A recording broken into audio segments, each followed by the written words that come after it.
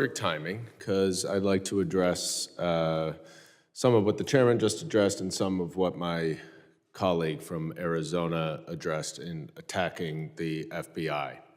First, let's talk about the Durham Report. I'll make it real short for you, Ms. Murphy.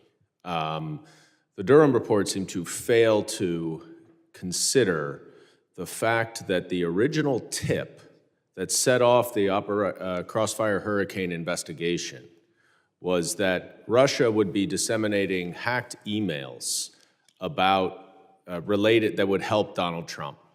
And lo and behold, at the end of July, that's exactly what happened.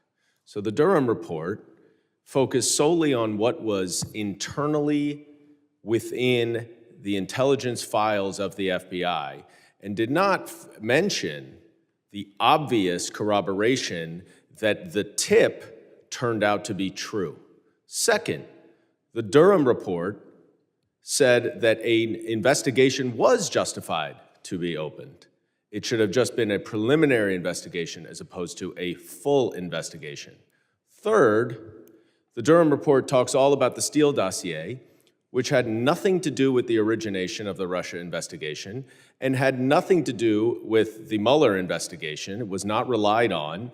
That investigation, of course, led to, I believe, 6 individuals connected to the Trump campaign who were convicted, whereas the Durham Report, the Durham investigation, had 1 guilty plea by someone who was referred from the Office of Inspector General and 2 acquittals on pretty pathetic charges. So let's get our facts straight about the Durham Report. Second, I want to address what my colleague from Arizona was saying about the FBI whistleblowers. I was actually in that hearing last week. He was not. And what I can tell you about those individuals is, separate and apart from whether they are whistleblowers or not, they were deemed by the FBI to be national security risks because one allowed his own personal views of January 6th to affect his official duties by not turning over to his superior open source information that ultimately led a different agent to determine that a subject was actually at the Capitol committing violence on January 6th.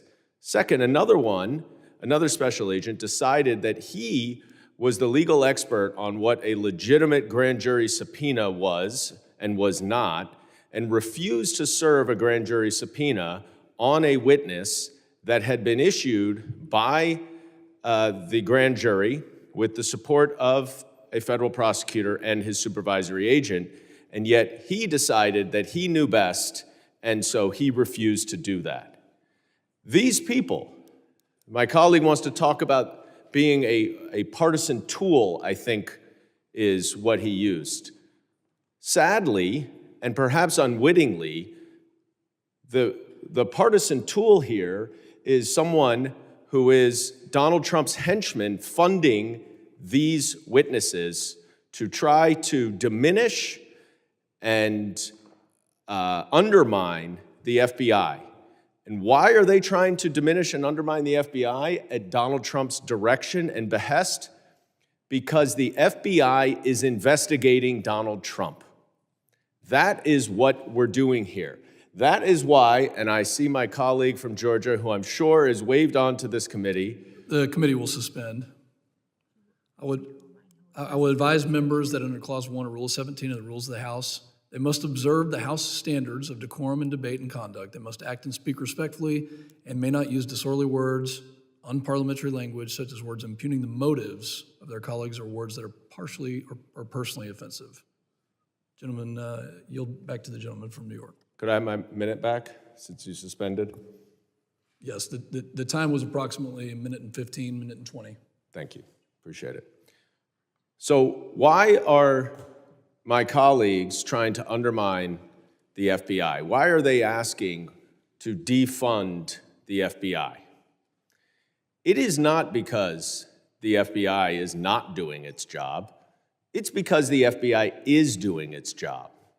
And the problem they have is that the FBI is doing its job in investigating their dear leader, Donald Trump. And if you can undermine the investigator, if you can undermine independent journalists doing investigative reporting, then you can undermine our entire system of democracy. That is the authoritarian playbook 101. You attack the democratic institutions, you attack the independent, objective individuals who provide checks and balance in a democracy, and then rather than follow the law and the rules, you can violate the law and the rules because there's no one with any credibility who can hold you in check. So do you want to know the reason why the FBI is going down in its credibility? It's because it's being attacked by people on the other side of the aisle, and that has to stop. I yield back. Chair now recognizes the gentleman from North Carolina, Mr. Bishop.